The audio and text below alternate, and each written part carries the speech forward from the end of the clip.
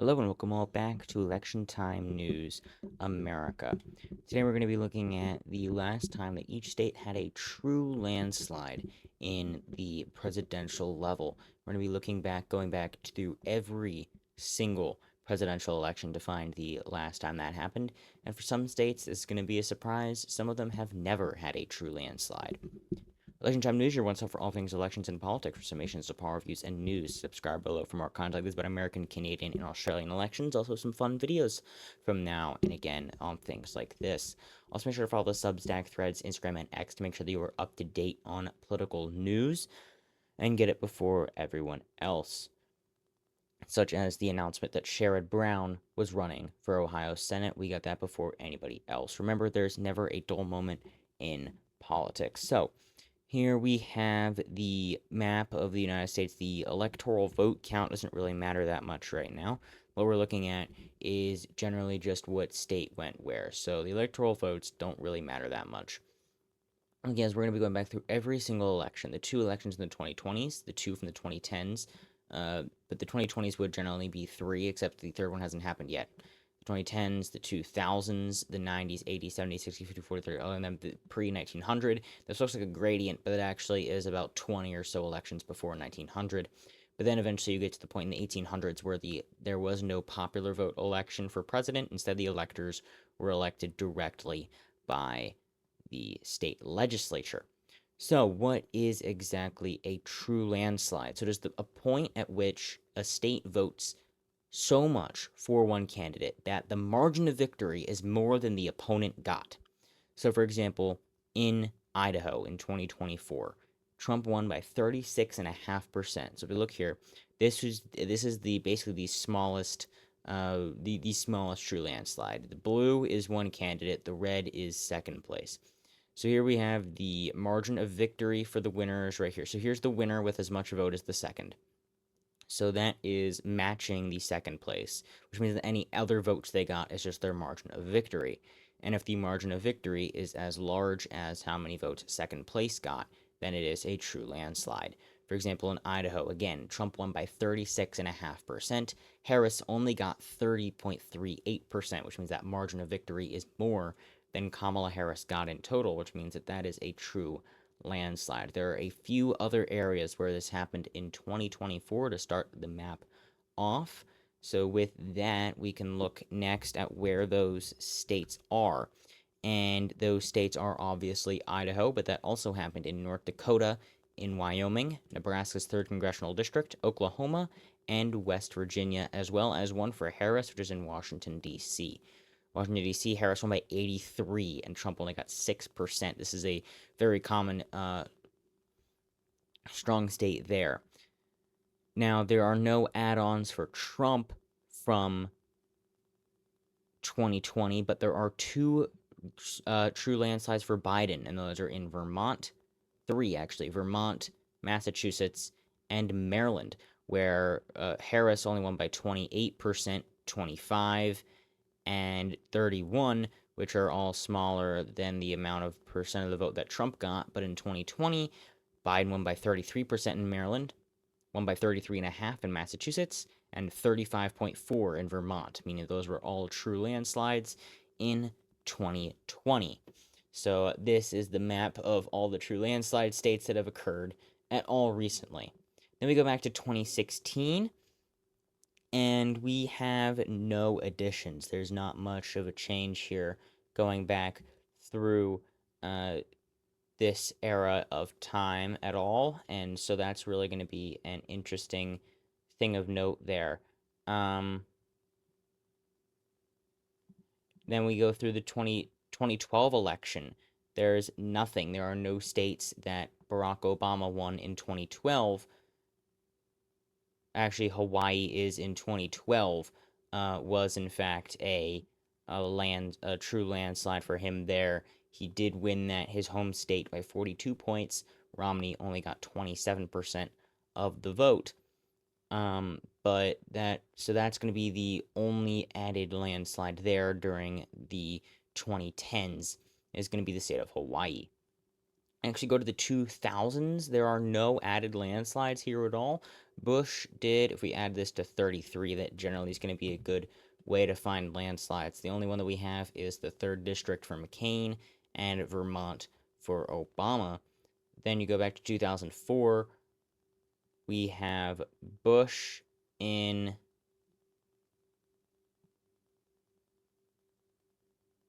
we have we actually do have Romney in 2008.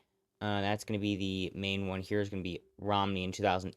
In 2012 is going to be the other state, his home state, also vote for him. So both candidates' home states voted for them by a landslide margin in 2012. In 2008, there was none other than Hawaii, but that's not added.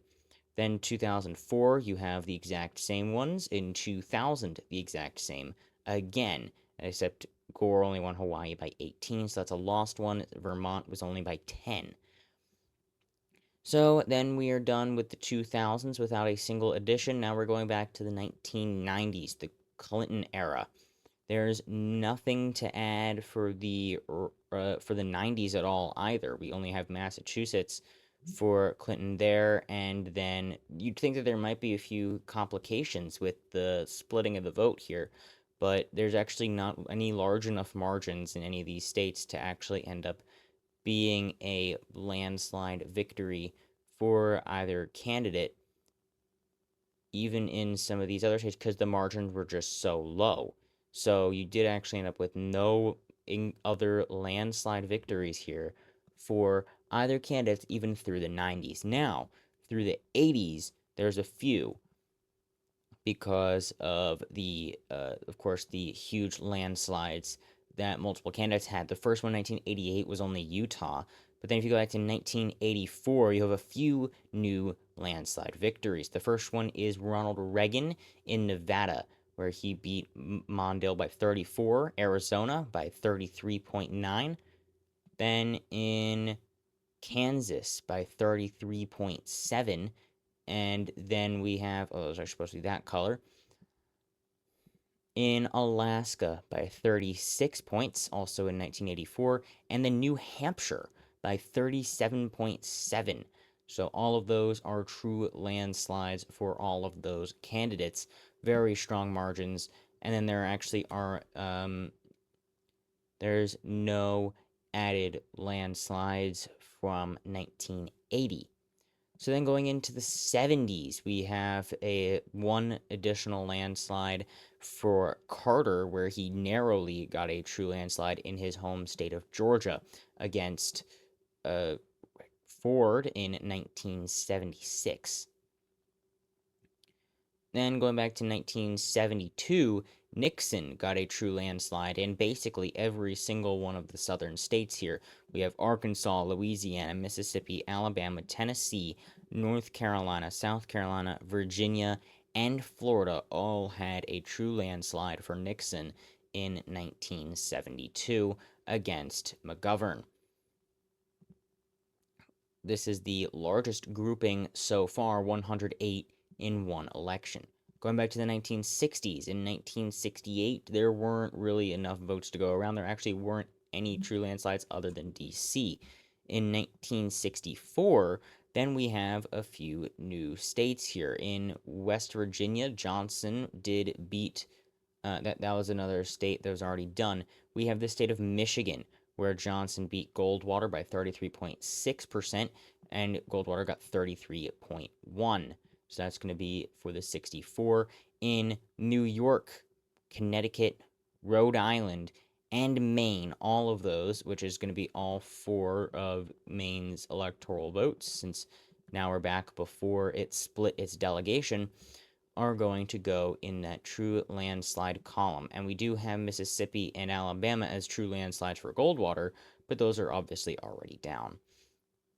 So next we are going to the 1960 election, where there are no true landslides. This is the last year before DC had any power. So this is going to be the end of the modern era of elections, where we're going to have to now switch to older elections, because now we don't have Alaska and Hawaii anymore. 1956, we have Eisenhower, where we have only landslides in states that we have already seen them from before.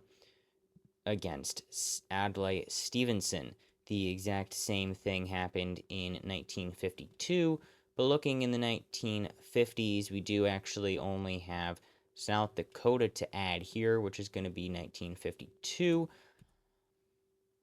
in that point in time, but that is it for the 50s, even though that electorally Eisenhower won in a landslide. In 1948, Truman won with a very strong margin, and that was with a large victory in Texas. 40 electoral votes there. It's a behemoth these days. Arkansas already has been done. Same thing with Georgia. And Thurmond won with electoral landslides in these three down here, but none of those are unseen as of right now. 1944, the exact same thing all across the South for Roosevelt, but has already been done. 1940, exact same thing, and then so that's going to be through the 40s. Into the 30s, here we have quite a few new additions. In 1936, we have the entire West Coast going for Roosevelt, and then we also have Montana as well being added to this column. And then we also can move over and add Wisconsin by 33.5%. And then that's actually it, believe it or not, for these. That's it for the Roosevelt editions. Interestingly enough, this coloring isn't very well thought out here. I'm gonna change it real quick. 2010 should probably be a bit more grayed out. There we go. Okay, and then now we have the 1920s, where we actually have just a few additions in the Northeast. Going back to 1932, that was not much of an addition there. There's really nothing to add here. Roosevelt was before the landslides there. But now we go into 1928, where we have a landslide for Hoover in Michigan, where we already have that as well. Vermont, Maine, Kansas, where we already have those results out. 1924, Coolidge has a landslide in across quite a few states, and here are a few more states. We have Illinois, Pennsylvania, and New Jersey as states, as well as Ohio. So all of those in the 1924 election are going to be added to the tally here. We also have the state of Colorado. This is somewhat due to a spoiler candidate, but the second place did get quite a bit less votes than next. So next we have, that's all we have here so far. After that, now we only have a few states left, 57 electoral votes. We have Minnesota, Iowa, Missouri, New Mexico, Kentucky, Indiana, and Delaware. And not all of them are going to have landslides. So next we go back to 1920 with the Harding landslide. This is when we're going to add Minnesota and Iowa to the tallies here. And then also we have Iowa and Nebraska now as well is going to be added. The rest of Nebraska, the 3rd district, was 2024. Also, with Harding's victory, we do not have anything from the remaining states, where we are now down to only 5. Then we go back to 1916, where we have more landslides all across the South, minus North Carolina and Tennessee. Woodrow Wilson was first elected in 1912, and then we see in 1908, we do not have New Mexico, meaning that New Mexico has never had an electoral true landslide statewide since it has joined the Union. So that's going to be an interesting statistic right there, a fun fact. Missouri, narrow win by Taft in Indiana, and a somewhat narrow one in Maryland. We still don't have anything out of Delaware yet. So Indiana, Kentucky, Missouri, and Delaware are the ones to watch. As of right now, we have another landslide for Roosevelt in Pennsylvania, but still nothing out of these. These were the border states. They were relatively competitive continually going back multiple elections. And now we are past 1900, meaning that we are now just going to be counting back how far we have to go in order to find a landslide in these states. So the first one is going to be 1896. We don't have anything. 1892, 1888, 84, 80. Now we're at 6 with 76, 7, 8, and now we have Kentucky. A strong win for Seymour in Kentucky with 7 for Seymour there. With 8, we have a strong win for Lincoln. Almost identical colors. We have Kentucky and Missouri. Next, we are just waiting on Indiana, which we actually do have to go a bit further.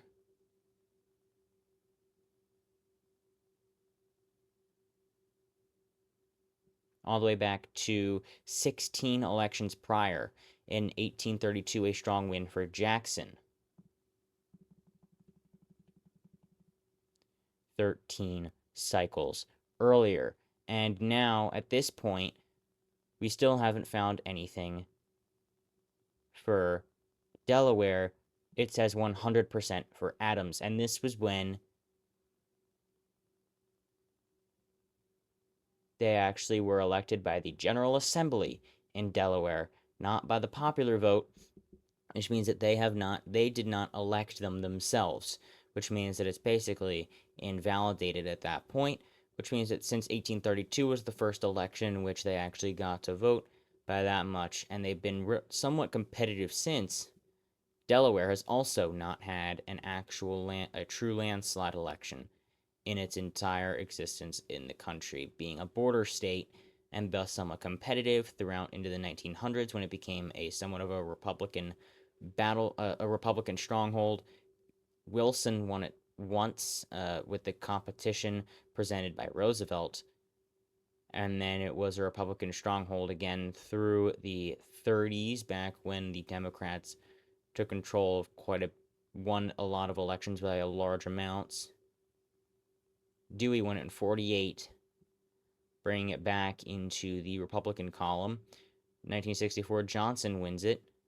68, 72, 76, it continues to be a swing state all the way until 1992, when then it becomes a Democratic stronghold and has not voted by a landslide amount since. So now we end up with the final map, with the largest grouping being the 1970s, with 124 electoral votes, all in the South here for the largest group. The 1920s is actually second with 99. These few here, but that is the end result. Quite a few every single state minus 2, Delaware and New Mexico, have experienced a true landslide at some point in their history as the United States, but quite a few of them, as you can see, are not very recent, back before the hyperpolarization, and the ones of these that were back there as well were actually relatively large. The ones that continue to be are continually so. As you can see, most of the ones that were in 2020 for Trump were narrowly not, it was another landslide, and it was another landslide. So it's continual, and it has become less and less varying because of the political polarization of the modern era.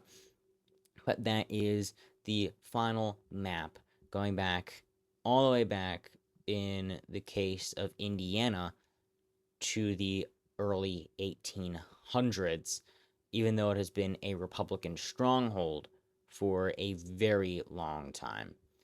So thank you all so much for watching today's video. Again, make sure to subscribe, follow down below. All the links are on my profile, and have a fantastic rest of your day.